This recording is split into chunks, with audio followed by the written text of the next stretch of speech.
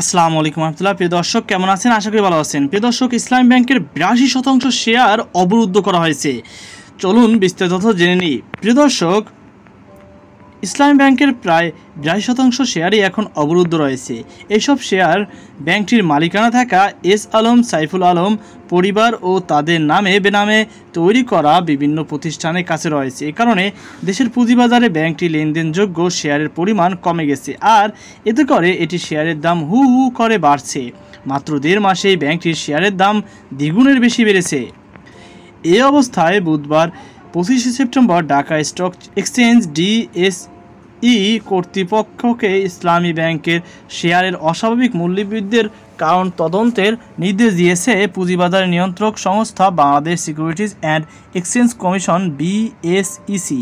ওই নির্দেশনায় বলা হয়েছে, সাম্প্রতিক সময়ে ইসলামী ব্যাংকের শেয়ারের দাম ও লেনদেনের অস্বাভাবিক বেড়েছে, যা খুবই সন্দেহজনক। গত 6 আগস্ট থেকে গতকাল পর্যন্ত অস্বাভাবিক এই মূল্যবৃদ্ধির ঘটনা ঘটেছে। এই কারণে উল্লেখিত সময়ের মধ্যে কোম্পানির শেয়ার লেনদেনের কোন ধরনের কারসাজি, সুবিধাভোগী লেনদেন সহ সিকিউরিটিজ আইন লঙ্ঘনের ঘটনা ঘটেছে কিনা তা খতিয়ে দেখতে বলা হয়েছে। ডিএসইকে 30 কার্যদিবসের মধ্যে প্রতিবেদন দিতে বলা হয়েছে। পাশাপাশি ব্যাংকটিকে শেয়ারের সন্দেহজনক লেনদেন থেকে বিরত থাকার জন্য ব্রোকারেজ হাউসের প্রধান ও অনুমোদিত প্রতিনিধি বা ট্রেডারকে সতর্ক করতে ডিএসইকে নির্দেশনা দিয়েছে বিএসইসি।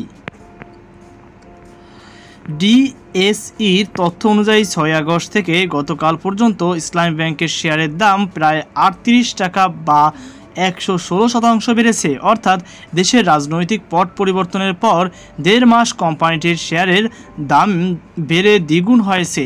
বাজার সংশ্লিষ্ট ব্যক্তিরা বলছে, সরকার বদলের পর ইসলামী ব্যাংকে এস আলম মুক্ত করেছে বাংলাদেশ ব্যাংক। এরপর থেকে ব্যাংকটির শেয়ারের দাম হু হু করে বাড়তে শুরু করে।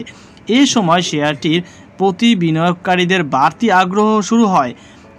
বিনিয়োগকারী আগ্রহের পিছনে বেশ কয়েকটি কারণ রয়েছে বলে মনে করেন সংশ্লিষ্ট ব্যক্তিরা। বিএসইসি ডিএসই ইসলামী ব্যাংকের সূত্রে জানা যায়, নামে বেনামে ইসলামী ব্যাংকের প্রায় 82% শেয়ার এখনও এস আলম গ্রুপের হাতে রয়েছে। ডিএসইর তথ্য অনুযায়ী গত জুলাইয়ে ব্যাংকটির শেয়ারের প্রায় 36% ছিল উদ্যোক্তা পরিচালকদের হাতে।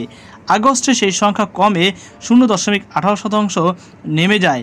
ব্যাংকটির পরিচালনা পরিষদ থেকে বাংলাদেশ ব্যাংক এস আলম সংশ্লিষ্ট ব্যক্তিদের বাদ দেওয়ার পর উদ্যোক্তা পরিচালকদের শেয়ার দানের ক্ষেত্রেও বড় ধরনের পরিবর্তন এসেছে। এস আলম সংশ্লিষ্ট ব্যক্তিরা পরিষদ না থাকায় তাদের শেয়ারকে এখন আর উদ্যোক্তা পরিচালনা শেয়ার হিসাবে বিবেচনা নেওয়া হচ্ছে না।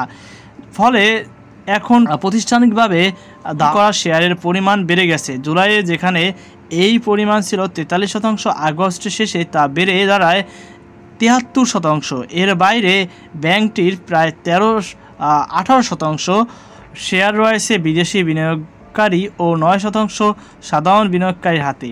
নিয়ম অনুযায়ী শেয়ার বাজারের তালিকাভুক্ত কোম্পানির উদ্যোক্তা ও পরিচালকদের সবসময় ওই কোম্পানির পরিশোধিত মূলধনের 30% শেয়ার ধারণ করা বাধ্যতামূলক। কিন্তু পট পরিবর্তনের পর ইসলামী ব্যাংকের পরিষদ ভেঙে দেওয়ার এ নিয়ম ব্যত্যয় ঘটেছে ইসলামী ব্যাংকের ক্ষেত্রে। বর্তমানে ব্যাংকটির উদ্যোক্তা পরিচালকদের শেয়ার শূন্যের কোঠায় নেমে গেছে। এর বিপরীত বেড়েছে প্রাতিষ্ঠানিক শেয়ার ধারণের পরিমাণ। সংশ্লিষ্ট সূত্রে ওগুলো বলেছে, প্রাতিষ্ঠানিক শেয়ারধারীদের বড় অংশই এস আলম সংশ্লিষ্ট। এর বাইরে বিদেশি শেয়ারধারীদের মধ্যেও এস আলম সংশ্লিষ্ট ব্যক্তিরা রয়েছেন। সব মিলে এস আলমের হাতেই ব্যাংকটির 82% শেয়ার থাকায় তথ্য পেয়েছে বাংলাদেশ ব্যাংক সহ সংশ্লিষ্ট ব্যক্তিরা।